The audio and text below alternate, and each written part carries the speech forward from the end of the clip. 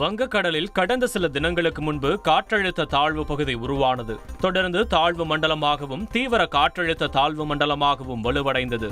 இது தொடர்ந்து புயலாக மாறும் எனவும் புயலாக அரபு நாட்டு பரிந்துரைப்படி ஃபெஞ்சல் என பெயரிடப்படும் எனவும் வானிலை ஆய்வு மையம் கடந்த 3 தினங்கள் முன்பே கணித்தது.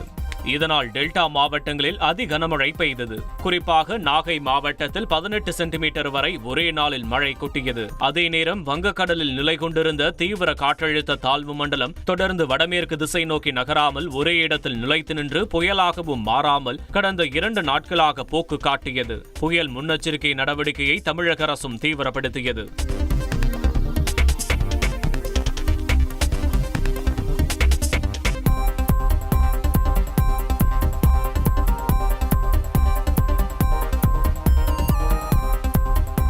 ஆழ்ந்த காற்றழுத்த தாழ்வு மண்டலம் புயலாக மாறுமா மாறாதா என பலரும் எதிர்பார்த்திருந்த நிலையில் தீவிர காற்றழுத்த தாழ்வு மண்டலம் வலுப்பெற்று புயலாக மாற வாய்ப்பு இல்லை என்றும் புயலை உருவாக்கக்கூடிய காற்று குவிதல் இல்லை எனவும் இதனால் ஆழ்ந்த காற்றழுத்த தாழ்வு மண்டலமாகவும் அதன் பின்னர் மெல்ல மெல்ல வலுவிழந்து காற்றழுத்த தாழ்வு மண்டலமாக மாறவே அதிக வாய்ப்பு இருப்பதாக கணிக்கப்பட்டது.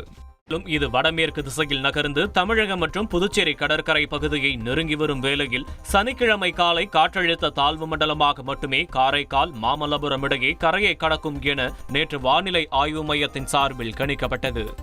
அதே சமயம் தமிழக கடலோர மாவட்டங்களான பல்வேறு மாவட்டங்களுக்கு சனிக்கிழமை வரை மிக முதல் அதி கனமழை எச்சரிக்கையும் ஓரிரு இடங்களில் விடுக்கப்பட்டது. இதனால் ரெட் அலர்ட்டும் விடுக்கப்பட்டது. இதனிடையே தென்மேற்கு வங்கக்கடலில் நிலவும் ஆழ்ந்த காற்றழுத்த தாழ்வு மண்டலம் வடக்கு வடமேற்கு திசை நோக்கி மணிக்கு 13 கிலோமீட்டர் வேகத்தில் கடந்த 6 மணி நேரத்தில் நகர்ந்து தற்போது புயலாக வலுப்பெற்றுள்ளது. தொடர்ந்து வடமேற்கு திசை நோக்கி நகர்ந்து தமிழகம் புதுவை கடற்கரையை நெருங்கி காரைக்கால் மாமல்லபுரம் இடையே புதுச்சேரிக்கு அருகே புயலாக 70 லிருந்து 80 கிலோமீட்டர் வேகத்தில் கரையை கடக்கக்கூடும் என தெரிவிக்கப்பட்டுள்ளது.